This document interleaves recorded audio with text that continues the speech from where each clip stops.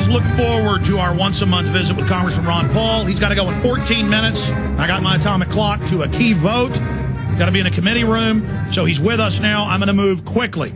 First off, Congressman, you won the straw poll at CPAC, proving that most of the Republicans are not warmongering neocons. You got 84% approval rating in Texas. You won by a record 80% in the primary, showing that America supports what you're doing. Can you comment on the fact that, your take on this?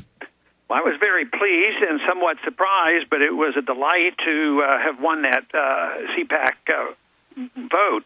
But you know what was interesting is, the people who oppose us, they're still significant. If I get 32% of the vote, that means there's a large number who are still complaining, and they're part of the establishment. But what I thought was interesting is all the sour grapes that was expressed afterwards. They were complaining, and, this is not for real, like they did in the campaign. But what was interesting is somebody said that, what we need to do is for CPAC to have any credibility, they have to change the way they vote. So somebody made the suggestion that nobody under 25 would be allowed to vote, which means, and you know it too, that there are a lot of young people who are interested in what we're talking about, and I think that's fortunate. The next generation is not later on, but currently they're inheriting this mess. So I'm delighted to talk to young people. But this whole idea that the people who don't like us challenging the status quo say, well, let's not let them vote next time. But I think that there's a lot of people who are coming our way every year. And in the last 2 or 3 years that there's been tremendous growth in our movement, and that makes me very encouraged. Absolutely. I want to cut to the chase here, and before we get into the banking situation. A few months ago, you were speaking at a Campaign for Liberty event, and you threw the gauntlet down, as you did back in the 80s in some videos I've seen. You said we've had a CIA coup in America. They're bringing in the drugs. Most people don't know in 96, the CIA Inspector General before Congress admitted that. But it's wider than that. We know Wall Street and the banking cartel, the Federal Reserve System, through Yale and other outfits, set up the OSS and CIA. And you came right out and basically said, this is our illegitimate government. And that ties into the banks engineering the financial collapse, now saying they're getting ready for an even bigger collapse sometime this year in a constitution of the world run by the banks, as Gordon Brown and others called for. Can you specifically speak to who runs the coup, who they are, and how we remove them? Because by openly coming out and really telling it like it is, we can cut to the chase. Well, I have trouble naming names because I don't know all the names, but the one thing I can verify is that the people who should have responsibility for our national security and intelligence gathering, the U.S. Congress, they have no idea what's going on, and that's the real problem. And it fits together, the secrecy of the CIA as well as the secrecy of the Fed. They control the money and they control secret government. People have referred to the CIA as a secret army for the president, but sometimes I wonder whether the presidents even have total control of the CIA as well, as many stories have been written about that. So it's something that I think the American people have to realize. We do know there's been evidence, brought forth that the CIA actually can own banks, and there's been fairly strong evidence that the CIA has been involved in drug dealing. There are times when I think the war in Afghanistan, we say it has to do with pipes and oil, gas pipeline and oil, and other commercial things, but the other commercial thing may be the drug trade. Maybe the CIA's in competition with the drug dealers over there because there's a lot of self-financing in these organizations. But I don't take the position that I know all those answers, and I don't know everything that the Fed does. But my approach is that the people deserve, and the Congress has a responsibility to find out what they're doing.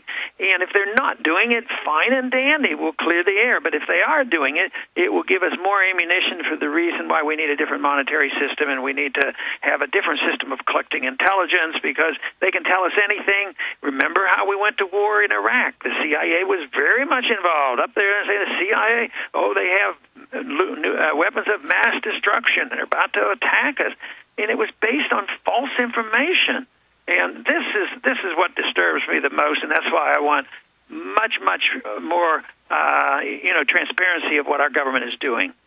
Well, those were strong statements you made a few months ago, and you just echoed them. But specifically, Congress, as you know, has had hearings in the 70s about the shadow government, continuity of government. The Homeland Security Committee in the House has not been allowed to see the full text of PDD 51. We know we've seen a 12-fold in the last 8-year increase in opium out of Afghanistan.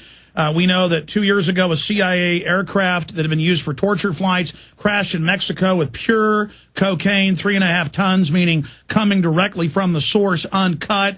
I mean, this is just comes out in Mena, Arkansas, over and over again.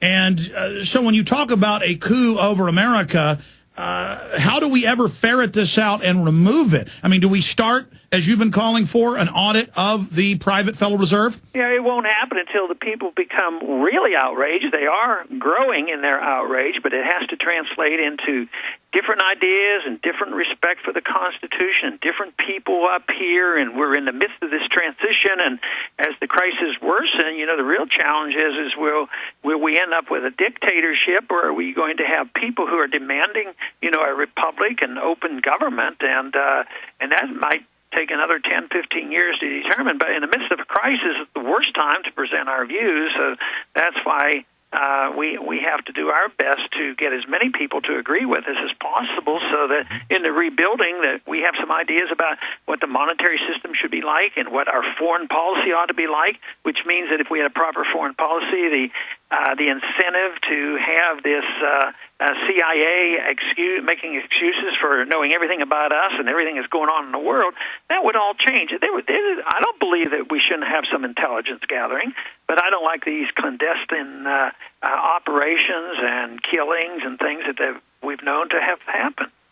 Well, dovetailing with that, you grilled Bernanke a few days ago, and then the chairman, for those who haven't seen the video, it's up on PrisonPlanet.com, Frank agreed with you and said we need an investigation of the admitted, and I went and pulled the articles up, you know, because Bernanke was acting like it was preposterous, but it's on record that BCCI and the Federal Reserve, it's on record in 2004 and 5, tens of billions of dollars from the Federal Reserve shipped on pallets into Iraq.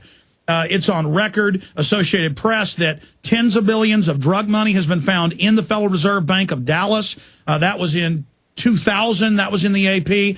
And then Bernanke just laughs at you and says it doesn't exist. It's like Potok from the Southern Poverty Law Center laughing and saying these Tea Party kooks believe in a world government, when you've got every global leader calling for global government, the IMF calling for a new world order, Herman von Rompuy, Ban Ki-moon calling for it.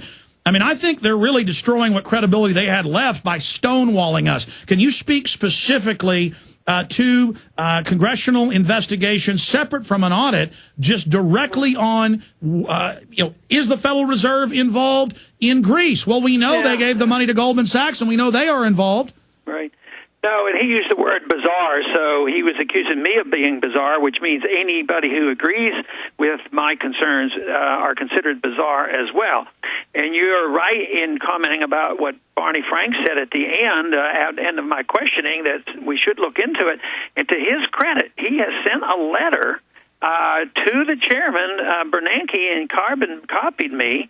And he's insisting that that the Federal Reserve respond to my charges, look into it. He asked Bernanke to contact my office to go over the details of the concerns that I've had, and then report back.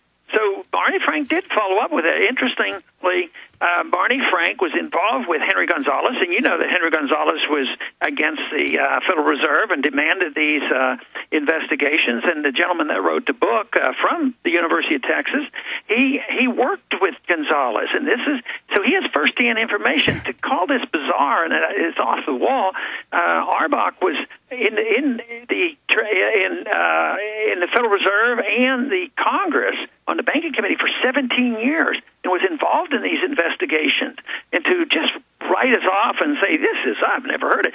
Sort of, when he said that, sort of reminded me about, the debates when the mayor, shouted, and I can't believe this stuff, What are you saying? It's incredible. We've only got 4 minutes left with Congressman Ron Paul. We appreciate him joining us live today. The New York Times is reporting they may try to revive the carbon tax with a direct tax on fuel at the refinery. Senate trio hopes to hit pay dirt with carbon fee at the oil company's request. Where is the carbon tax going, as well as health care? Well, it's hard for me to believe they'll do that, even though it's alive and they want to, and that's their goal, and they will if they can. But under these conditions, it is so bad of an idea, it just blows my mind to think that they'll pursue that. So I don't know the details on whether that's going to go through or not, but I can guarantee you there's plenty up here who still believe in it and will pursue it. But I hope they come to their senses and realize how detrimental it would be.